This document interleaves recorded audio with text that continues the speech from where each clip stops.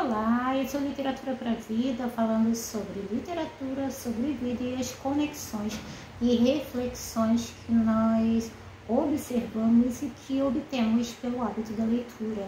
A literatura não é nada se não for conectada à vida, senão seria um simples passatempo, algo para distrair, algo até para nos fazer fugir da realidade. De certo modo, durante muito tempo, determinadas narrativas elas foram consideradas simples fugas da realidade e não eram encaradas como literatura séria. Os folhetins estão muito encaixados nesse tipo de classificação, que graças a Deus já foi esperado. Hoje eu quero compartilhar com vocês a minha reflexão a partir da leitura do segundo romance que eu li do Dickens.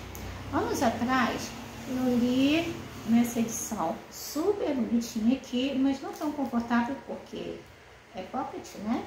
Não sei se dá pra ver. É da Kozak. David Copperfield. É uma edição muito bonita. O livro é lindíssimo em termos de romance de formação, em termos de caracterização dos personagens. É uma jornada do herói. A grosso modo, a gente pode às vezes até identificar. Eu, durante a leitura, já conhecia a saga do Harry Potter, por exemplo, e dá para associar algumas características do romance clássico em inglês, como é o David Copperfield, com uma jornada do herói mais contemporânea, que a J.K. Rowling fez. Mas o que eu quero dizer é que David Copperfield, para ser uma porta de entrada dos romances do Dickens, tem seus aspectos positivos e negativos. O romance é maravilhoso, ele não perde ritmo na maioria das vezes, ele tem aquele que é considerado um dos capítulos mais bonitos da literatura de língua inglesa, A Tempestade. E é um livro em que o personagem principal, o protagonista, o David, ele é um personagem maravilhoso, fascinante, fantástico. Ele tem todos os bons sentimentos, ele tem todo o impulso para a bondade, para a beleza, para a justiça. Ele é alguém que luta, é alguém que busca, é alguém com quem nós, a grosso modo, falando novamente, poderíamos nos identificar facilmente. O que aconteceu? Ele teve de Copperfield, que é apaixonadíssimo. A narrativa do Dickens é muito fluida, lembrando que ele escrevia muitas vezes publicando em folhetins, como meu amado Machado de Assis também. Mas qual foi o problema? Eu li Dickens no seu melhor. Então, no ano passado, eu decidi tirar da estante nesta edição super confortável. A Penguin Companhia, ela tem traduções ótimas, ela tem edições muito confortáveis, embora os livros não tenham orelha, então às vezes pode tomar uma amassadinha, mas os livros de brochura geralmente são mais confortáveis. E eu li Great Expectations, Grandes Esperanças. Foram 3 tentativas até que o livro fluísse, até que eu pudesse me envolver com a narrativa.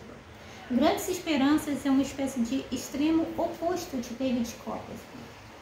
É como se fosse o filho lindíssimo, o filho amado, o filho querido e o filho problemático.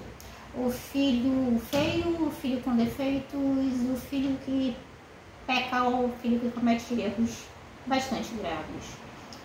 Grandes Esperanças também traça um retrato da sociedade londrina, só que ao contrário de David Copperfield, que foca muito em aspectos mais interiores, aspectos mais familiares, Grandes Esperanças traça um retrato, digamos, pessimista e realista da sociedade londrina no século XIX, uma época em que a Revolução Industrial transformou a sociedade britânica, transformou a Inglaterra numa grande potência, mas ao mesmo tempo transformou os pobres em miseráveis.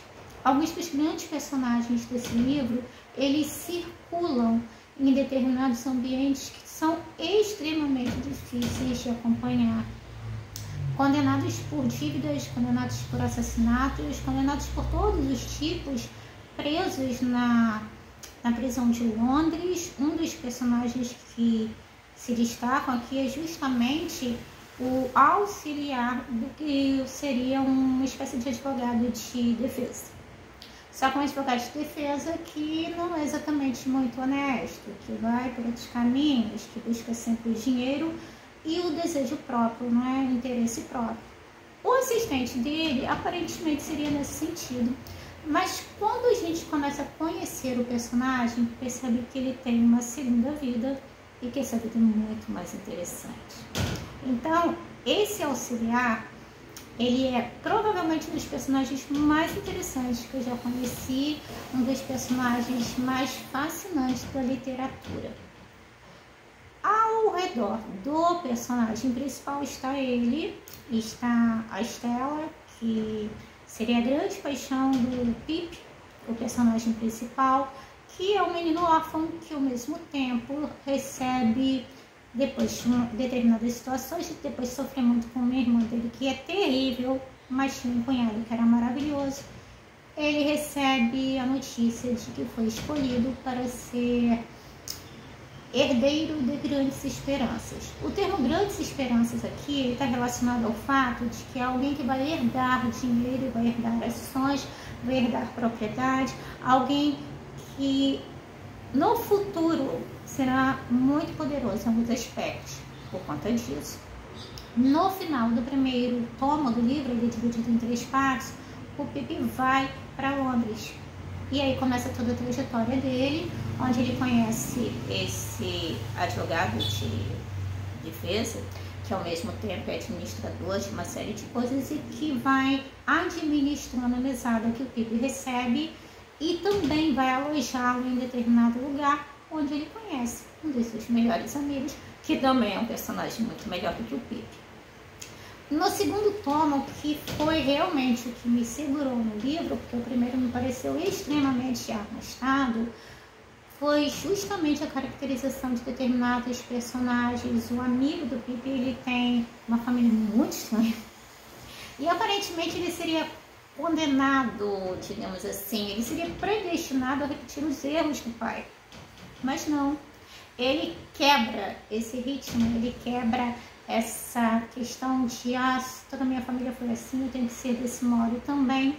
E ao longo do livro, esse amigo do Pip, ele nos prova que nós podemos sim construir o nosso presente e o nosso futuro, ainda que o nosso passado não tenha sido dos melhores, ainda que não tenhamos recebido determinadas questões, sejam econômicas, familiares, sociais, espirituais, seja lá o que for, que nós não tenhamos recebido. Mas voltando ao Pip, não gostei dele. E eu tenho um grande problema quando não gosto de determinados personagens. E o Pip foi um personagem que ele rodou muito. O primeiro tomo foi muito difícil para mim, para poder persistir. A Juliana Lira que me aconselhou a continuar.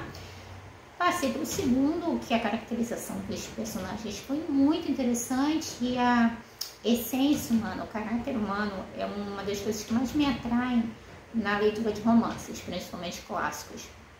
E quando chegou no final do segundo tomo, teve um plot twist, uma virada que eu quase caí dura para trás, mas que o autor, de certo modo, já tinha construído anteriormente. É interessante que Dickens usa alguns elementos, algumas habilidades que o autor de livros de mistério, de suspense, de coisas místicas precisa ter. Ele precisa antecipar determinadas coisas para que lá na frente aquilo faça sentido, mas ele não pode chamar muita atenção do leitor.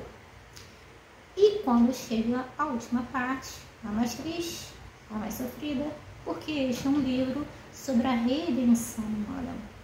É um livro sobre os pecados, os erros, os desacertos que cometemos, muitas vezes levados pela ideia de que nós podemos tudo e principalmente de que sabemos tudo. O Pip certamente não é meu personagem favorito, nenhum dos romances. A janela está aberta do escritor. Ele não é um David. Eu não amo como um David, mas é possível entender, é possível perdoar e é possível aprender com ele. Aprender relacionado à ambição, à soberba, a paixão cega por determinadas coisas. Nós muitas vezes passamos a vida desejando determinadas coisas, acreditando que elas são as melhores para nós. E muitas vezes sacrificamos coisas que seriam excelentes, só porque elas não parecem excelentes. E por fim, a última reflexão que esse livro trouxe para mim foi associada à introdução.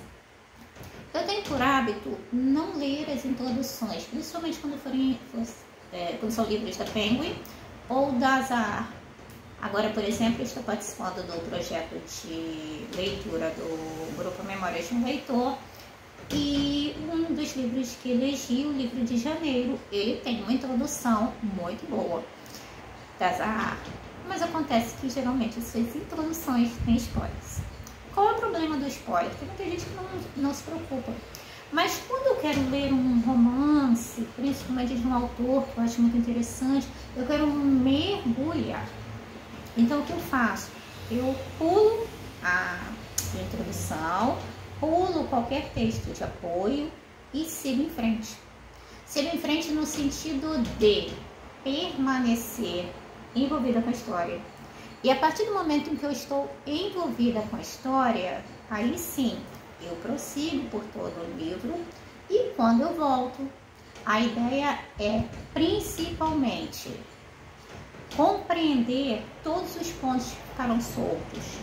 No caso de Grandes Esperanças, a primeira parte é essencial para o desenvolvimento de todo o livro. Mas a sensação que a gente tem quando lê a primeira vez e não leu a introdução, não leu o texto de apoio, é que o livro anda em círculos, que o Pipe parece estar batendo cabeça em tudo quanto é lado e que situações vão se repetindo e se arrastando. Se eu tivesse lido a introdução, certamente teria compreendido esse aspecto. Como eu não li a introdução, eu só compreendi posteriormente. Foi ruim? Não. Foi mais desafiador permanecer com o livro, mas foi também uma primeira experiência em que eu não estava com outras pessoas falando sobre ele. Eu estava sozinha com o Dicas, estava sozinha com o Pipe, estava sozinha com todos eles. Então, para mim, funciona melhor assim. Porque muitas vezes a gente tem uma preocupação enorme em ler textos de apoio, ler fortuna crítica, em ler isso, ler aquilo, acreditando que não está preparado para ler um livro. Mas se você não buscar a sua experiência, você nunca estará pronto. Até porque nós nunca estamos verdadeiramente preparados para nada. Nós estamos prontos quando nos dispomos a tirar da estante, abrir o livro e mergulhar na experiência. Então, acima de tudo, essa é uma experiência que valeu muito? Valeu. Mas que certamente será relida no futuro.